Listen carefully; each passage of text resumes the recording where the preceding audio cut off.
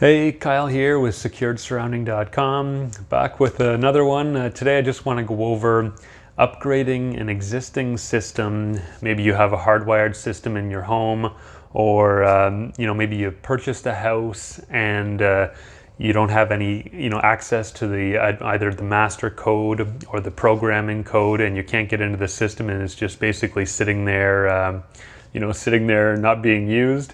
This is kind of the video for you. Also, anyone who just wants to upgrade a system, maybe it's an old 15 or 20-year-old system, it doesn't look very nice, and maybe you want to add some wireless devices on it, anything like that. Another thing that people might want to do is, if you have central monitoring right now and you'd rather go to a self-monitored system and not have to pay any monthly fees, and you get a notification on your phone if the alarm triggers, or if there's troubles on the system, you get a notification through a little internet module. So that's kind of what I'm going to demonstrate today in this one. So one thing, there's a few things to think about if you're thinking about going this way. If you are doing any work on the system, make sure you call your central monitoring station. Make sure you put your system on test. You don't want anyone accidentally showing up at the door, the police or whoever. So, it's all good. Don't worry about it, but just put the system on test if you're playing in the panel is always a good rule of thumb. If you're looking to get notifications on your phone, like for myself, what I'm going to do is set up a flood sensor. My sump pump is a little iffy, so I'm just going to put a flood sensor in there. That way, if my sump pump is not working and the water gets up a little higher, I'll get a notification if the sump pump isn't working before the laundry room floods. Another option might be, another thing you might want to do this for is if you had maybe some elderly parents or something, you wanted a medical monitoring buttons. So if this button gets pushed, notifications go out to any cell phones that are set up to receive those notifications, and then help can be on the way. So that's a good a good reason to set these up as well. And then also just your standard door contacts, motion detectors, all that type of thing. If anything gets triggered, you'll get that notification. And then if you need to make a call to the police or authorities or whoever, then you can do that.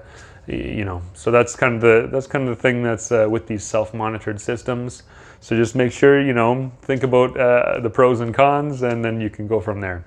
So basically I'll just demonstrate the upgrading of one of these panels, and then go through some of the devices that are on the system that I'm going to leave there. Some of them I'm going to upgrade, and then kind of just go from there, and I'll let you take a look through, and also the setting up of one of those internet modules as well. So yeah, that's about it. We'll get right into it, and then you can head to securedsurrounding.com. We've got a full course on all this stuff if you're interested. Anyway, there's tons of stuff over there, for security and cameras and that type of thing. So I'll get to it, and we'll show you the panel and swapping that out, and we'll get right into it. Okay, thanks. Yeah, so what I'd like to go through today is the upgrading of a DSC panel. So right now, this existing panel, there's quite a few zones on this guy. As you can see, there's this is an old 5010 DSC panel. So I'm just looking to update it to a newer style Power Series DSC panel, and then put an internet communicator in there, so that I'm not going to have this system monitored. It's just going to go to my cell phone. If there's the system triggers, I'll get a notification on my wife and my cell phone. So what I'll do here is I'm just going to swap everything out, and I'll kind of go through and show you how to do that. You might not have a DSC panel at home, but they're all pretty similar, and I'll show you another Honeywell here in a second. So if you do have an older DSC, they are all pretty common. You've got your AC here, so as long as you remember where these wires are, you can label them. You can just kind of basically take them off, input them into the new panel, and just kind of just simply swap them out, and they all basically stay the same. If you have even an older 15-20-year-old DSC panel like this, it's all basically the same. So we have our AC that goes to the plug-in, the wall plug-in transformer, our auxiliary positive and negative that powers up things like motion detectors and smoke detectors and that type of thing, glass breaks. The bell, positive and negative here, goes out to your siren or you know, multiple sirens if you have them, or strobe lights. Red, black, yellow, green goes to your keypads or expansion modules like this hardwire expander. So we have 8 onboard zones here. Zone 1 common, 2 common, 3 common, 4 common, so on up until 8. So those are 8 hardwired zones, but we actually have 16 on this system. With this zone expander, it allows you to expand those hardwired zones by another 8. You can actually add 2 more of these on to get 32 zones total. I think the 5010 was able to get 32 zones. Anyway, so everything basically stays the same. Don't need to worry about PGM 1 or 2 for the most part. Those are programmable outputs. The average homeowner is not going to need to deal with those. And then your ring, tip, T1, R1, these are where the landline comes in. If your system is monitored by a central station, then that's, you know, you might have a cell dialer, but odds are it probably goes through your landline, and then this is how the communication goes to the monitoring center from your panel, and then, you know, they would dispatch whoever they needed to. So I'm not going to go that, like I said, I'm not going to go that route. I'm going to get an internet little communicator here, and it'll just notify me in an emergency.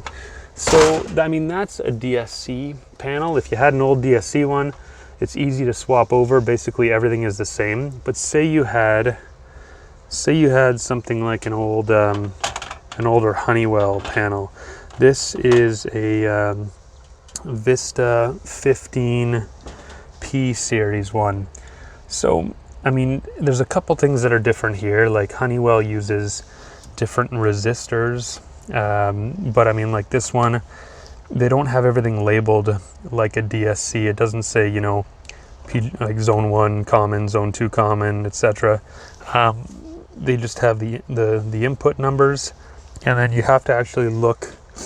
You have to actually look here to see what's going on.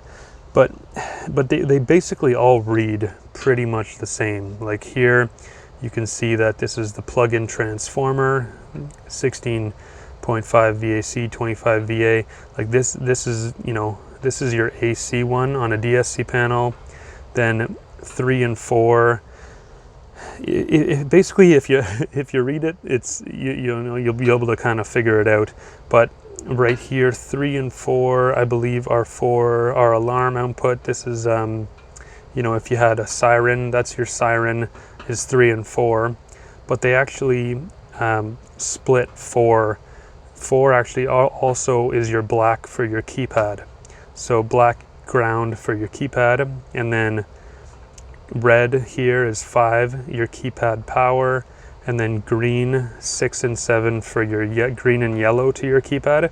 So it's the same as a DSC panel. You just they just set things up a little bit different. And then 4 and 5 is also your auxiliary power that you would see. You know, there's a separate one. They don't share the auxiliary power on a DSC. They share the auxiliary power on this Honeywell one. And then, as you can see, you know, you've got zone 1 here, zone 2, and it's a 2K resistor that they use here. So 8 and 9 are 1, and then it starts, you know, and then 10 and 11 are 2, and then they start splitting, sharing the common like a DSC, you know, and then 3 and 4 share 13 as your common, and then 5 and 6 share 16. So they just did you know, they do a little bit different things.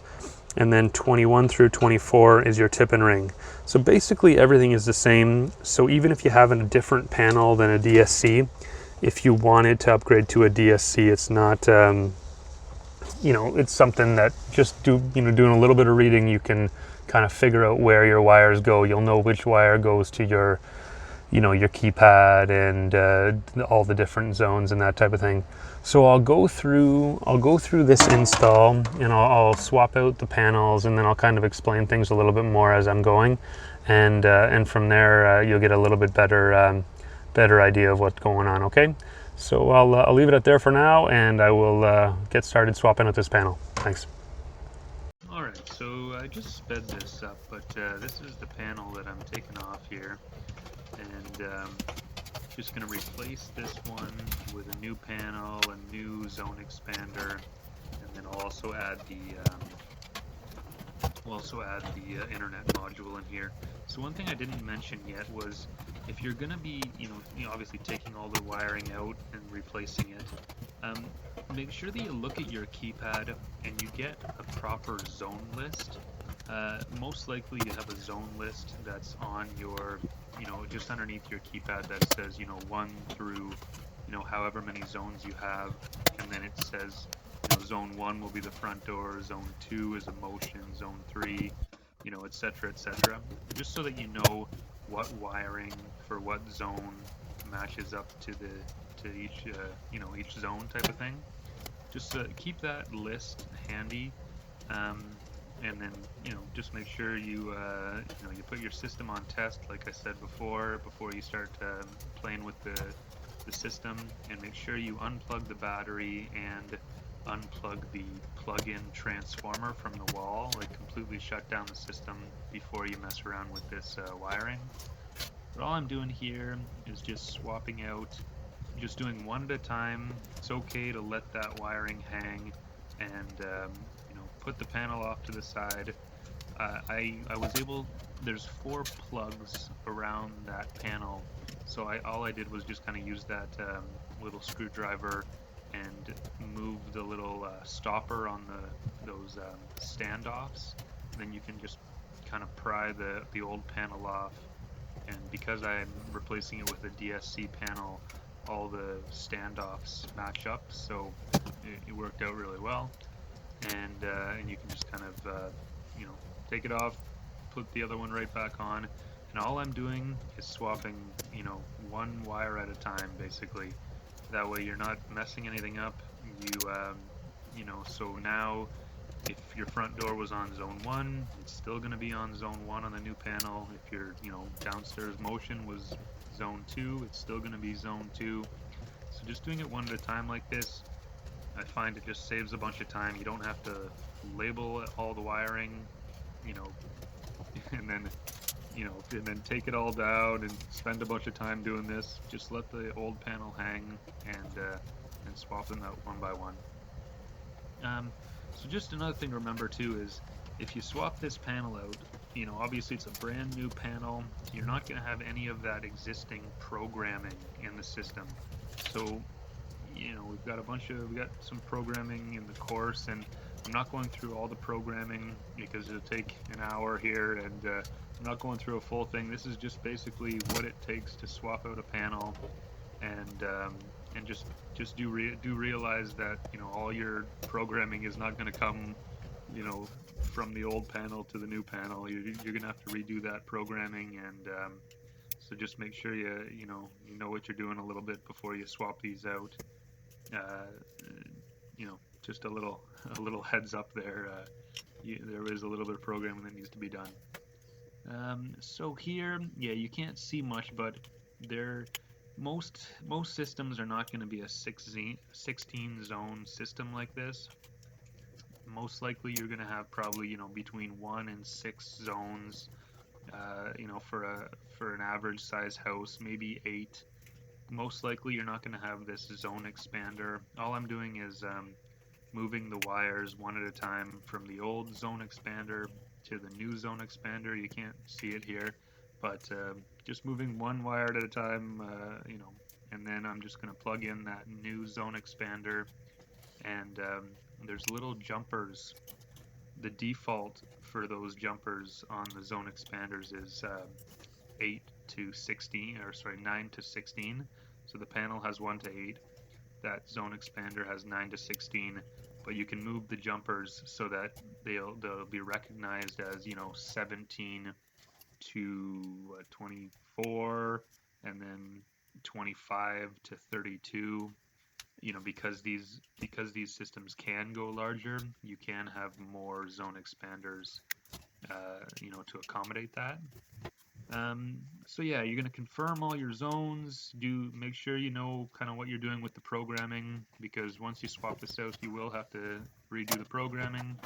And then this is going to stop pretty quick here. I'm going to just install this little internet module, and then the next thing though, I'll get into some show you guys some different devices and motions and that type of thing in the next little part of the video. Thanks. Okay, so you may have some old motions in your house that I think this one's about 15 or 20 years old. You know, it's probably been painted around before, and if you're looking to upgrade these, it depends on the model, but certain ones just have, they might have a screw that you need to undo, and then there's sometimes on this model, there's just a kind of a push button once you take that screw out, and then that comes up. Just in case there's any paint around it, you might want to take a little Olfa knife and cut around where the paint is, because if you take this off, you don't want the paint to pull to either way and then leave nasty looking walls afterwards. So in this one, they've got a couple screws in here into a couple spots.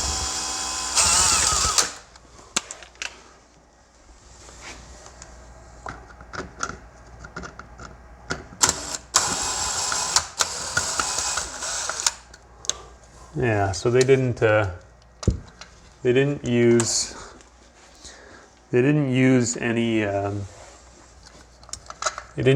drywall plugs here, and see there was a little bit of paint that came off. I should have anyway, I guess I should have taken my own advice there and taken a knife to it, but it's just a little thing. Hopefully our new one will cover that.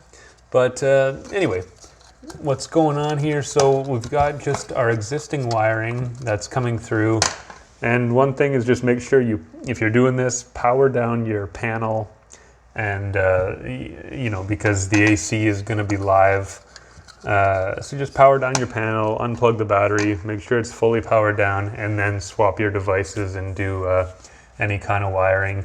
And also, like I said before, call your monitoring station if you have a centrally monitored system, and just put it on test while you're working on it is always a good idea. So I'll just grab another motion and we'll start to, actually all I do is just, so on these motions, they're all pretty standard. Your red and black are your power coming from the auxiliary 12 volts at the panel. So obviously positive, negative power, and then communication is through your common and your zone. So green is typically common, but you know, your installer might have done something different. Green's typically common, and then your yellow is your zone. So I'm just gonna unscrew these. And on this system, you may see a resistor in here as well on your zone. On this system, the installer from many years ago, they just decided they wanted to turn resistors off. So there was no resistors at the panel, there's no resistors at the devices either. But I'm gonna put some resistors in. I'm gonna put some resistors in just to make it more of the way it should be. So yeah, we just got our 4 conductor wiring and a wire coming out of the wall. Okay, so yeah, we'll take this is a standard DSC motion, an LC100 PI. It's just got a little screw at the bottom. You just undo that screw, and then the front plate comes off. So here we've got, there's a little punch out spot in the back. So typically just take a little screwdriver, and you can punch right through and open up that little back area. And then from there, you can bring your wiring through.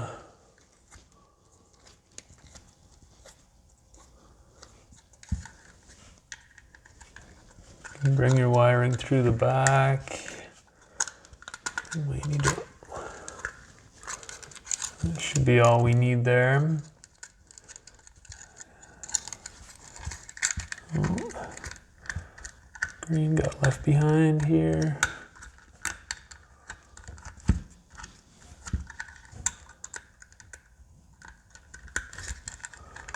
Yeah, so once you have your 4 conductors, you know that your red and your black are going to go into your, red and black are going to go into your 12 volts positive for your red,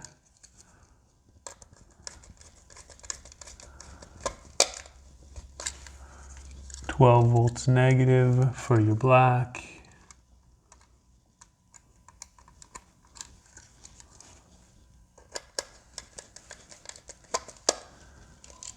and your green, I'm using green for common, so that goes into your C.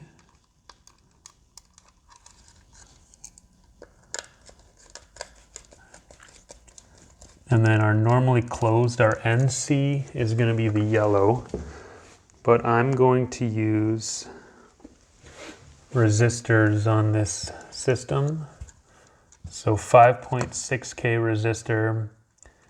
And you can see these in kind of a close-up in some of our other videos on the basic wiring of a system.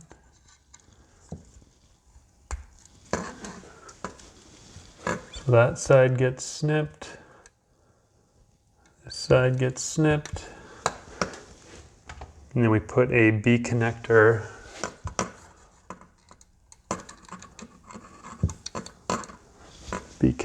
on that side and crimp it down.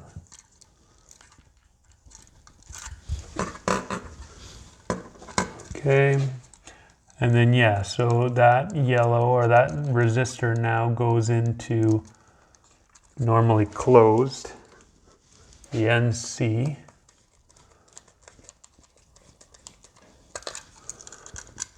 And then that just gets tucked back. There's a couple little things here as well that I'll go over. But yeah, we'll go over that in a minute. All right, so typically what I'll do is I'll just take drill and screw, and I like to use, want to cover any holes that were made before.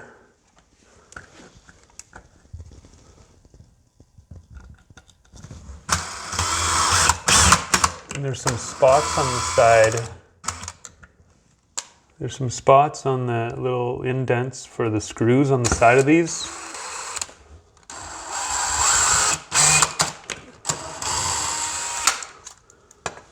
So I know where those screws are going to be going. And then I'll take my screwdriver and I'll just open up those holes. I think that's into a stud. So yeah, I'm just going to use one of our little plastic plugs on this side. And then this side, we actually hit a stud, so we don't need a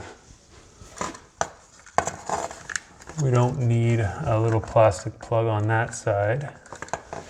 So grab our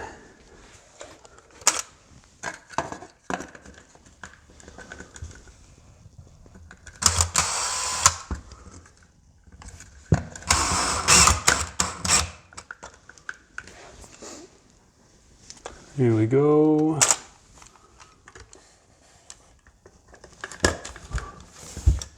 Make sure it's matched up straight.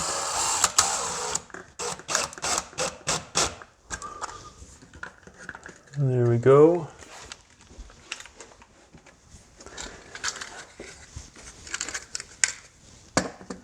And then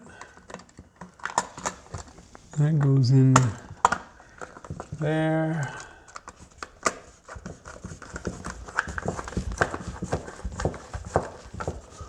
And there is your DSC motion installed. Okay, so this is the unit close-up.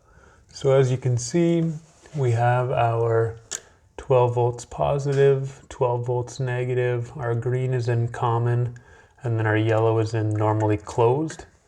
So there's a few different things. There's a little tamper switch here, so you need that cover needs to be on to press the tamper down. This is a sensitivity, like a distance little dongle thing here. So on the bottom side where it's set by default is to send its beam 16 feet out, and then up top is 33 feet, and then 49 at the end. So depending on how big a room you're in, how far you want the beam to get sent out, you know, between 16 and 49, and there's about 12 different little spots there.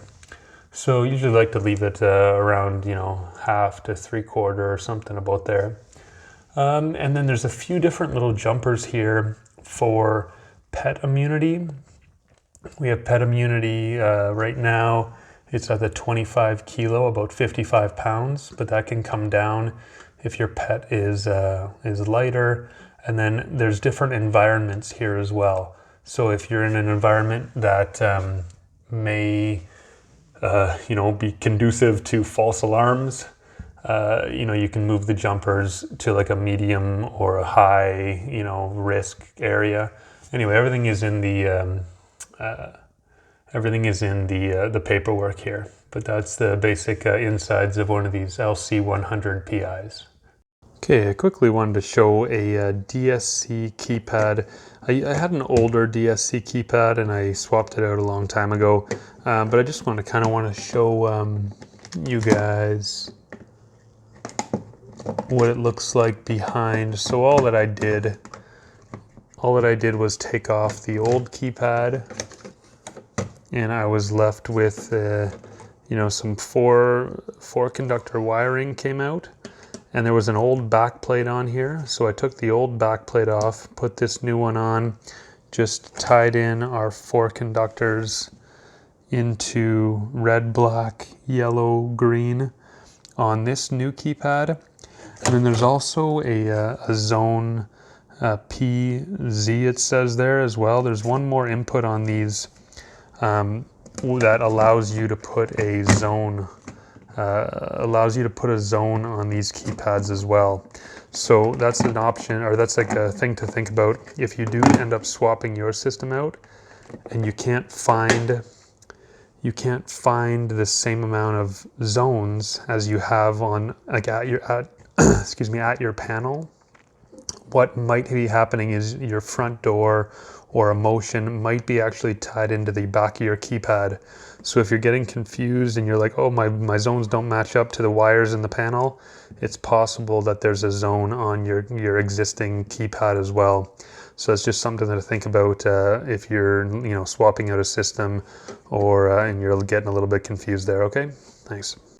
So I also swapped out a really old smoke that was here as well.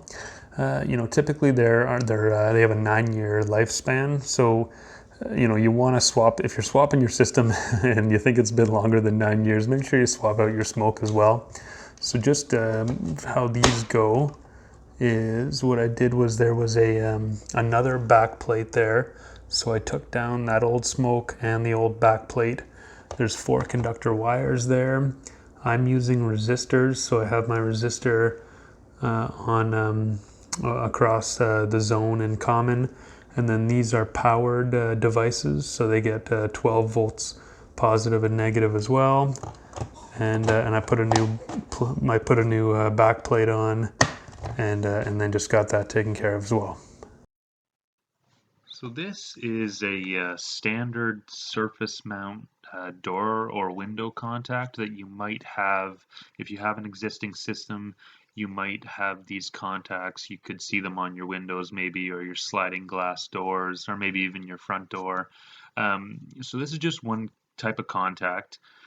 Usually if the contacts there's such a basic piece of hardware that they don't need to be swapped out if you're just upgrading your system, unless they look really, they look really gross, or they're yellow, or whatever the case may be. Maybe you want to swap them out.